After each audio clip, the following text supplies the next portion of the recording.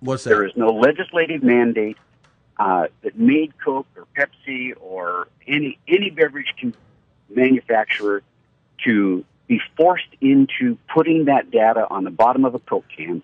And here we are Russ, talking about something that is infinitely less in number than the beverage container industry. Yeah, and there was I know. voluntary compliance.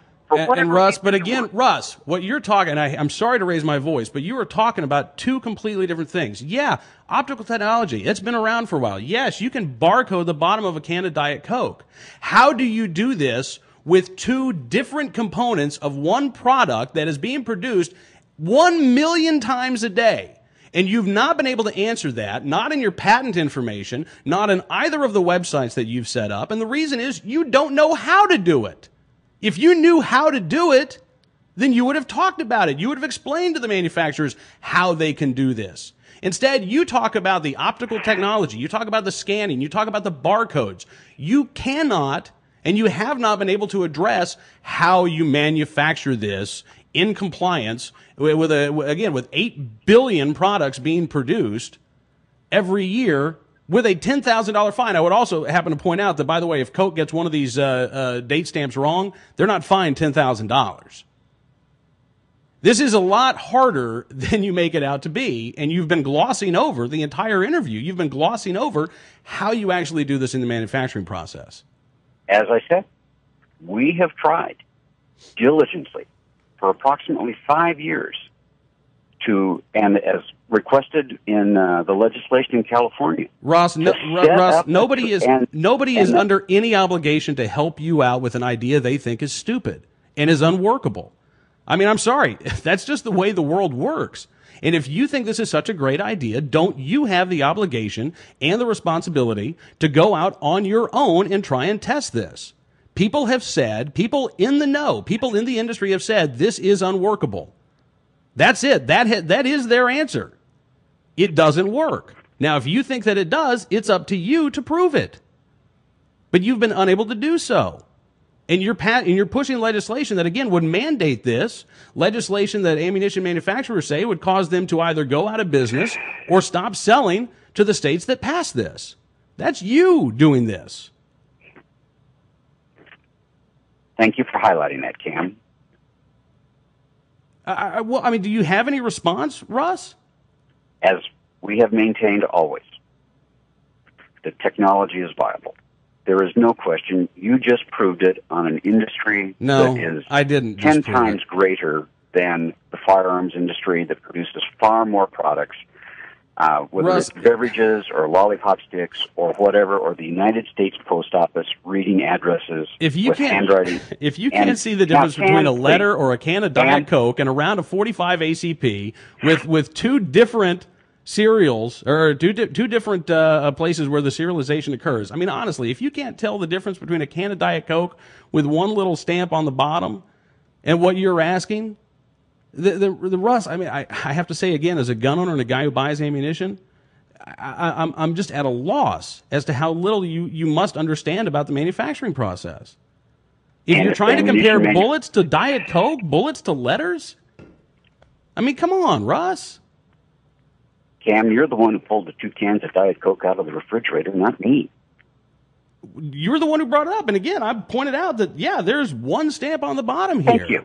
Thank you. I don't know why you're thanking me, Russ. I don't think you've proved any point whatsoever.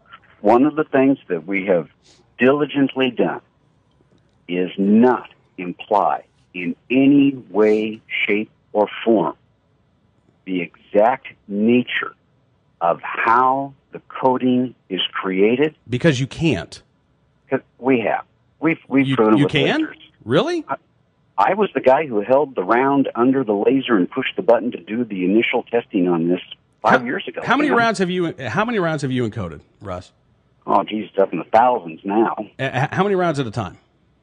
I wasn't present for when we shipped them off to one of the world's largest manufacturers. We had those done by a couple of different companies now. The initial laser work was done on basically a desktop laser 5 years ago, and I had to hold the round myself.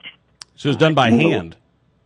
Absolutely. Yeah. Well, that would be expedient in producing a billion rounds of ammunition. Cam, come on. Has there been any large-scale testing of this at all? No. All right. So, in essence, excuse me. Let me make sure that I'm understanding your question perfectly. Large-scale testing in terms of the firing survivability of the rounds? In terms of the manufacturing? No. No. So, in other words, Russ, and I you know what, I got to tell you, don't feel bad because we're going to have to let you go in a minute because this interview is now, I think, over 30 minutes long, and that is far longer than we normally spend. But at the end of the day, it seems to me like you are pushing a legislative mandate for firearms manufacturers to put into their manufacturing process unproven and untested manufacturing technology that could dramatically impact the price of ammunition, how fast ammunition is produced, and not to mention, by the way, what happens if somebody steals. We haven't even gotten into the viability of this in the real world in terms of criminals who we know typically acquire their firearms. The vast majority of criminals acquire their firearms illegally. We haven't even gotten into the fact that the hypothesis that they would then start doing the same thing with their ammunition. I mean, we haven't gotten into that stuff. I'll be happy to call you back and do another interview to address those specific issues. But at the end of the day, the public debate on this, Cam, I think the more confident people are going to be that the tagging and marking industry, which I've pointed out, is a huge enterprise worldwide. I don't care if you run outside and look up at a Boeing aircraft. Those parts are identifiable as being from a specific plane, a specific model. You know that. I know that. The marking and tagging industry is becoming increasingly important in consumer-related items. I don't care if it's the side of a diamond or the cathode or the lines that go from your pacemaker down to your heart. Those are also laser coated. But the issue is that this is existing technology. It is designed for rapid production. There's existing technology employed by as mundane thing as reading your mail to make sure it gets to the right place using optical character recognition. The world is filled with this individualization of parts and components. When I call back, and I hope I am, to talk about the consumer side of it and how this relates to crime fighting and stopping poaching and vandalism.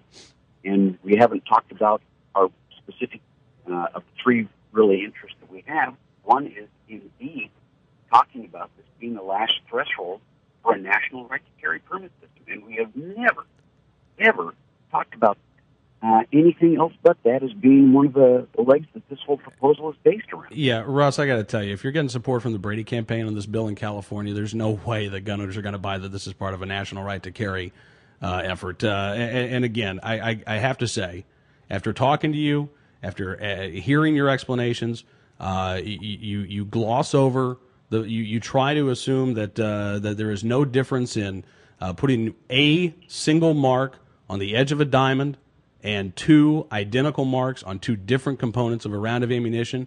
You cannot get around the fact that you don't know how this is going to be done. You cannot get around the fact that you've not been able to engage in any large-scale testing on your own of this, and you are pushing a legislative mandate of unproven manufacturing technology in this particular industry at the expense, again, of firearms manufacturers and of people like me. And people like me. I'm going to be buying ammunition, too.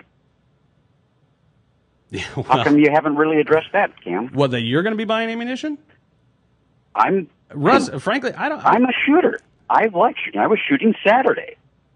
We took a friend out to the range. This impacts my pocketbook just as well as anybody else's. And I'm proud to say that if a couple of bucks a year that comes out of my pocket stops poaching, then I think that's a good idea. If it helps put gangbangers and crackheads and meth freaks behind bars, that stop getting, when I was out shooting Saturday, there wasn't a reporter there filming it, taking photographs, writing down names and addresses, and putting that on the front page. 3 people went out and poked holes in paper on Saturday.